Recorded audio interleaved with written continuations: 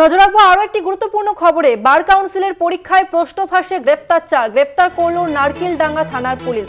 Bar council of ইন্ডিয়ার superintendent বা অভিযোগের ভিত্তিতে গ্রেপ্তার 4 জন। পরীক্ষকের নজর এড়িয়ে মোবাইলে প্রশ্নপত্রের ছবি তুলে প্রশ্ন ফাঁসের অভিযোগ উঠছে।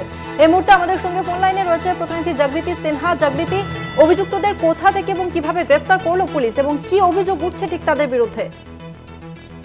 একেবারেই দেখো, বার কাউন্সিলের পরীক্ষায় বেনিয়মের অভিযোগগুলো কলকাতার খান্না হাই স্কুলে। গতকাল খান্না হাই স্কুলে বার কাউন্সিলের পরীক্ষা ছিল।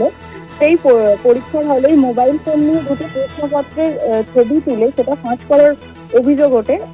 বার কাউন্সিলের সুপারিনটেন্ডেন্ট এবং খান্না হাই স্কুলের দায়িত্বে থাকা শিক্ষক দুজনের অভিযোগের ভিত্তিতে নারকেলডাঙ্গা থানার পুলিশ এই 4 জনকে অ্যারেস্ট করেছে। ধন্যবাদ তোমাকে।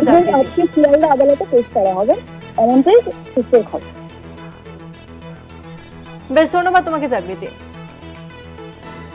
আর একবার জানিয়ে রাখবো, বার কাউন্সিলের পরীক্ষায় প্রশ্ন ফাঁসে গ্রেপ্তার 4।